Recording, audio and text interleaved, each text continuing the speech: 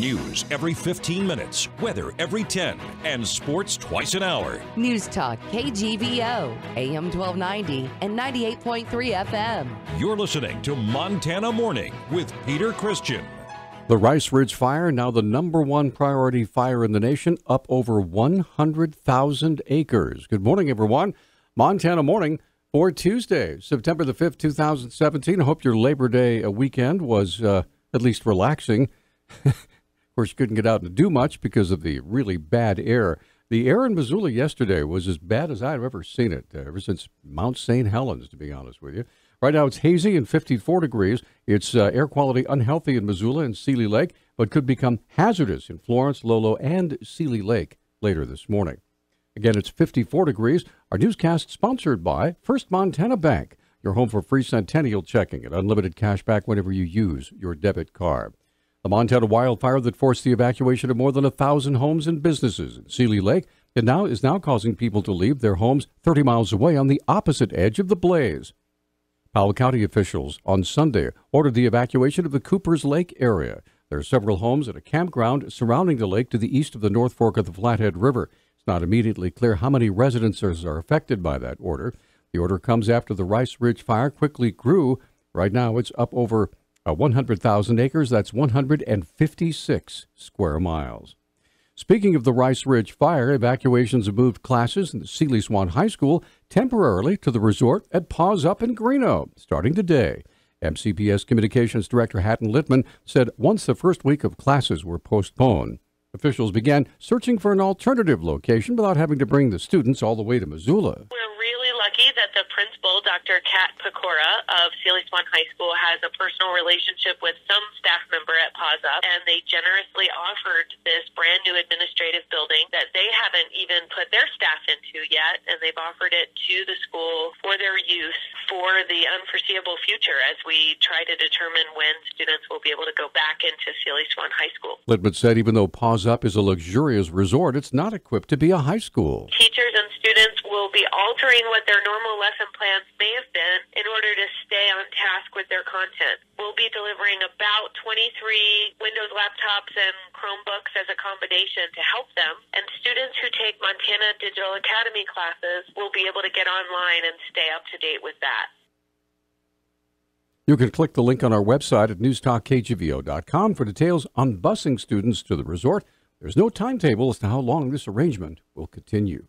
Growth of the Lolo Peak fire over the weekend prompted Ravalli County Sheriff Steve Holden on Sunday to order more evacuations near the fire. Everybody with an address on the north side of Bass Creek Road and west of 93, north to the intersection of Hannaford and Florence Carlton Loop, we're now asking everybody to evacuate those homes and those residences. Holden said the warning area was also increased. We're going to move the warning area south from Bass Creek Road, so everybody living on the south side of Bass Creek Road and west of 93, all the way south to South Kootenai. The residents on the north side of South Kootenai, and that'll include that Red Tail Hawk Lane on the west side. The fire now has consumed 45,000 acres, equaling just over 70 square miles. Montana Governor Steve Bullock issued a disaster declaration for numerous wildfires that continue to burn throughout the state. The declaration allows the governor to mobilize more state fire resources, such as additional members of the Montana National Guard. The state has been exceptionally dry this summer, providing a tinderbox for wildfires. Among the fires in Glacier Park that destroyed the main building of the historic Sherry Chalet last Thursday. Officials say the destroyed building housed guests and staff. 4 other buildings, including a kitchen and dining area, were saved. Firefighters on the scene reported the fire began inside the destroyed building. Fire officials say they can't yet explain how the building caught fire. Just before 1 o'clock Monday morning on Labor Day, a Lolo household was awakened by explosions coming from their garage, where a fire had set off stored ammunition.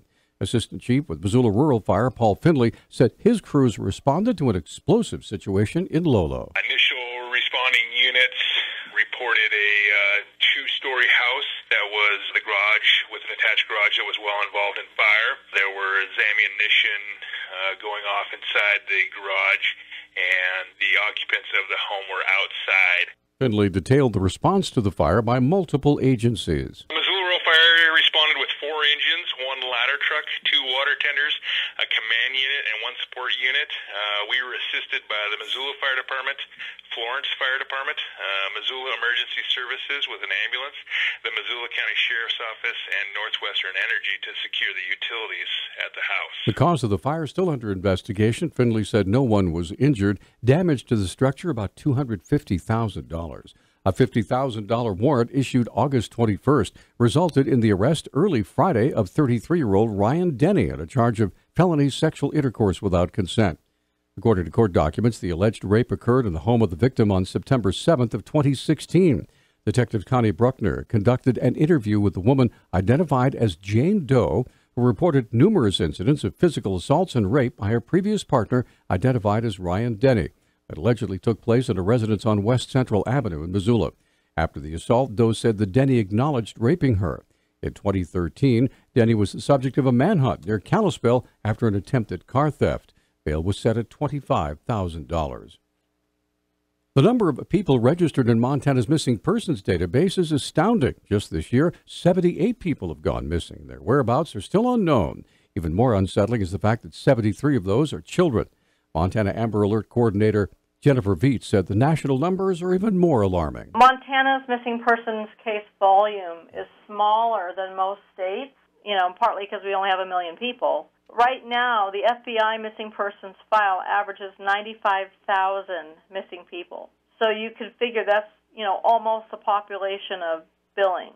Viets says the list of those missing from Montana includes a wide variety, from potential murder victims to runaways. Of this list, 32 of them have been identified as under suspicious circumstances, and most of those cases are more than a year old. We have about 5 that are victims of drownings where we have never recovered their body. We have a couple of lost hiker type cases, 3 lost dementia patients.